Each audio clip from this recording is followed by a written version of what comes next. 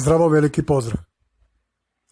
Danas ću se baviti obrazovanjem i kako ovo doba usmeriti dete, koju srednju školu da upiše, a kasnije koji fakultet. I dok gledate ovaj lažni snimak japanske sonde koje je 2007.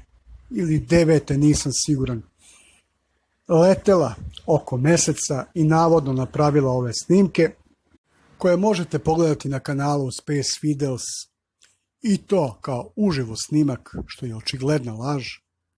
Ja moram, hteo ili ne hteo, da se zapitam kako ljudi mogu da poveruju da je ovako nešto stvarno. I da stvar bude još gora, u ove stvari veruju ljudi koji su visoko obrazovani, koji su čak i doktori nauka. Meni nije jasno kako je ovo moguće. A da se sad vratimo na obrazovanje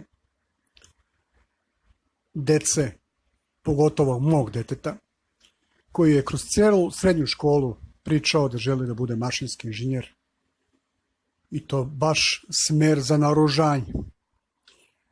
I kad je doneo odluku da ne želi to više da bude i upisao je sasvim drugi fakultet, meni nije bilo dobro.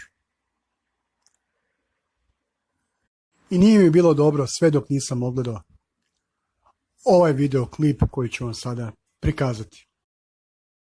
Gost Miroslava Lazanskog u njegovoj emisiji na Sputnik portalu bio je ovaj profesor koji je predan na mašinskom fakultetu, i to baš smer koje je moje dete želelo do nedavno da studira.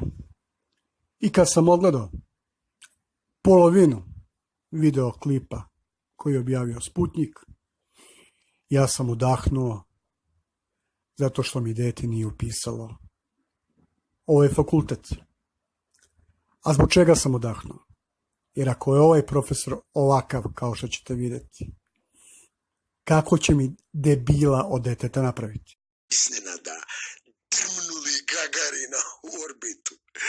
Bio je gore 96 sati, ne 96 sati, boga mi 96 minuta je bio gore, i vratio se i sad pa se iz memoara Gagarinovih, on kaže, pao je, nije znao gde je pao, izašao je u narančastoj uniformi, sveli su ga seljaci u nekoj pustinji i uplašili se i krenuli motkama, ne znam šta je, a on je vikao, ja sam Sovjet.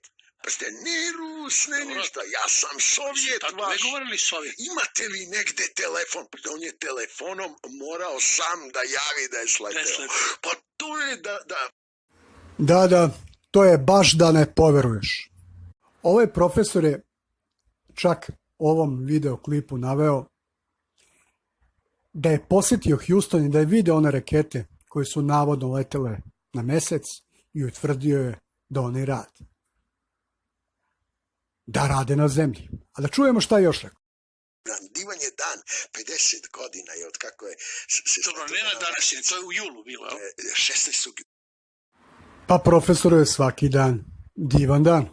A ne znam da li ste primetili kad je pričao o NASA, položaj njegovih ruku, kao da drži čedo svoje. Au, brate... 16. su krenuli. Jeste, 8 dana. Da, i 20. 73 sata je trajao let. Vidite koliko filmova je snimljeno da uopšte nisu bili gore. Ti tvorci teorije zavere, pa nisu bili gore, ima 100.000 slika. A onda su ih... Dragi moji profesore,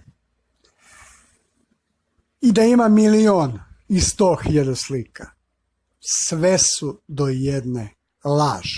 A vi dokažite da su prave. Apollo 11 misija je apsolutna. Evo to sad neka svi čuju i kogod se ne slaže sa mnom, neka dođe na ličnu raspravu. Pričat ćemo ako treba mesec dana.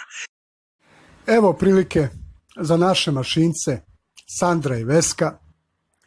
Ako su dokoni kao i profesor, a mislim da nisu, da jedno mesec dana razgovaraju s ovim čovekom i da pokušaju da mu otvore oči. I ja mislim da iz ovog mog videoklipa možete zaključiti da je ovaj čovjek totalno zaluđen svemirskim programima i da ovakav čovjek treba da predaje našoj deci. Ovo je katastrofa. I ako je profesor ovakav, kakvi su mu tek đaci koji završe studije kod njega? Jer da je kojim slučajem moje dete upisalo fakultet kod njega,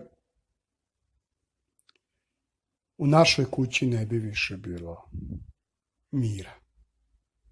Bio bi jako, jako nesrećan. Jer realno, ko bi bio srećan da ovakav profesor predaje njegovom detetu? Toliko od mene. Želim vam sve najbolje, prijatno.